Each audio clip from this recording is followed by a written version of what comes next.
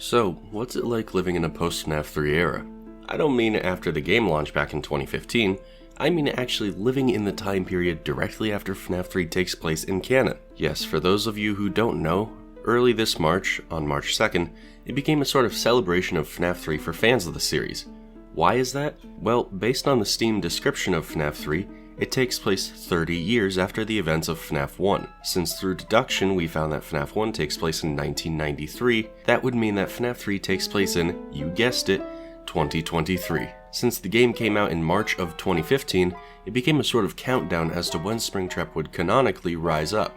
And now, we're in it. And the FNAF fandom made a lot of content to celebrate the day, primarily with fan art and other things like that, sometimes a YouTube video. But one developer, Bonzee, took it a step further, releasing a full-on remake of FNAF 3 to coincide with the day, and I plan on diving into this game fully. But first, a little context. If any of you know who Bonzee is, it's probably through their original game Night Stars. I haven't played Night Stars myself, but you should check out Aya's video if you want some more context, or just play the game yourself. Presently, Bonzee is working on the more ambitious title Deerwood, with the title of today's video being made during that game's development. However, Bonzee wasn't the only one working on this game. This game was programmed by Fazie Funbear and composed by Synoxsis. Fazie is currently developing Playtime with Percy, a really unique project that blends the mascot horror genre into Tamagotchi. Synoxsis, meanwhile, has made plenty of music in the past, including this awesome remix of Flying Battery Zone's theme from Sonic & Knuckles. Links to their stuff in the description. So overall, not a bad team. Small, but humble, and every member of it shows a lot of promise. So how about the game I've neglected to mention the title of since I started this video? Five Nights at Freddy's Killer Nights is a very unusual FNAF fan game in the grand scheme of it. Being a reimagining of the original FNAF 3, it has a very grimy, dirty style to it that I think is pulled off extremely well. And although the game is very cool to look at, there's definitely a lot of gameplay issues here that I do want to talk about. But the first thing I need to give this game credit for is its slickness and how it runs, that being surprisingly well. Everything was butter smooth going in, and even though OBS tends to distort a lot of my footage, I was actually able to get some pretty good capture from this game. This, in my opinion, is one of the easiest pitfalls for a fan game to fall into. Just the other night, while scrolling through GameJolt, some friends and I compared the different file sizes of a bunch of famous fan games. Let me tell you, bigger is not always better. And when it comes to a fan game, the smaller the file size, the more high quality the experience, at least in my opinion. But anyway, that's apparent. How about the actual game? Well, the story is pretty much the same as FNAF 3, except this time, you don't appear to be a security guard, but instead someone visiting the attraction. It seems that Fazbear Frights has been constructed as a series of escape rooms, with each room containing a number of puzzles to solve in order to make it to the exit. In my opinion, this is a really good concept for a FNAF fan game. A little while back, a fan game with a similar premise came out called The Glitched Attraction. I'll be comparing this game to Glitched Attraction a lot in terms of its puzzles, but it's worth noting that GA is very much its own thing. It's not going for the same story, or even remotely the same style. The only comparison that's worthwhile is in how they handle the escape room element of the gameplay, so just bear that in mind. And I guess how they handle Springtrap. Without solving each of the rooms for you, I'm going to try to lay out the events of the game as I saw them. You start out locked in a room. This room is where you begin to understand the inventory system and the investigation angle. You see, you have an inventory that can carry a limited number of items. How limited this is becomes integral to a later level. As you make your way out of the room through a vent, grab the keycard and leave the office. Once out of the office, you'll find yourself in the arcade, and this is where you can start to see this guy. The rabbit man following you around, Springtrap, or in this game, Salvage. That name is a pretty deep callback to before FNAF 3 even released, when people theorized that Springtrap's appearance was due to him being an amalgamation, salvaged from the different parts of past animatronics. Although the name Salvage still works for what Springtrap really is, it was mostly forgotten once we had his real name.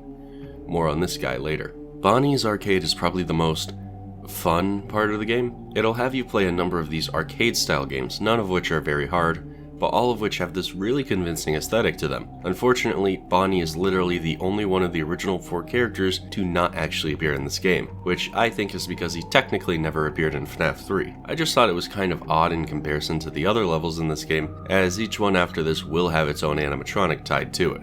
This might also be the longest part of the game depending on how badly you suck at a later puzzle, but there is one damning flaw to this that kind of permeates the whole game, and it's the lack of punishment. Losing one of these games does not result in a jump scare or anything, you just have to try again. And admittedly, that does take out a lot of the experience for me. Comparing it once again to Glitched Attraction, that game was brutal. The smallest mistake could easily end your run, which made it feel that much more like a real FNAF game. In this instance, I kinda think that this ends up making the game feel like less of a challenge. I understand this game was made in a pretty small time frame, but I still think adding a punishment for failure would not be that bad. Anyway, after unlocking the doors through this set of buttons, you'll be brought to the next level, Chica's Kitchen. This level is probably the most simple level in the game, with the main process you'll be repeating being making pizzas. Once you talk to the Chica animatronic, she'll tell you of a different pizza you'll have to make for her, listing out several ingredients. You have to do this a few times, with each time you do so requiring more ingredients. Eventually, she'll say an amount of ingredients that's greater to the slots of your inventory. When that happens, you'll have to gather some ingredients, leave them on the pizza, and go and grab the others. The pizza will not despawn. Honestly, this level isn't the greatest, and that's simply because it's not complicated in the slightest. Once again, I wish there was a penalty for getting the pizza wrong, but there just isn't. Next up is Foxys Level, which is probably my favorite from an aesthetic standpoint. There's only a couple places to go and things to do in this level, but it will probably end up being the level you spend the longest time on. After grabbing the key and seeing Salvage again, head into this next room where it becomes a game of I Spy. This actually reminded me a lot of another FNAF fan game, where the whole premise was it being FNAF I Spy, called Freddy Spy.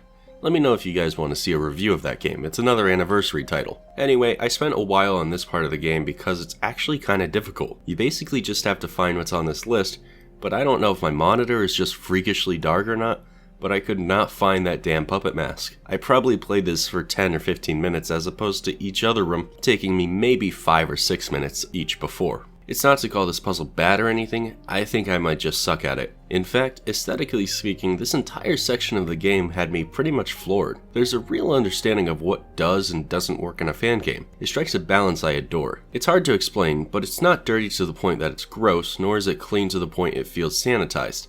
It just feels off enough to give it a unique feeling, like you're trespassing somewhere you really shouldn't. And that brings us to Freddys Level. Freddy's is probably the most climactic feeling level in the whole game, although it's also probably the easiest. Finding the keycard you need to exit is super simple. It's right there in the open. The trick is in getting these curtains to open and reveal the exit door.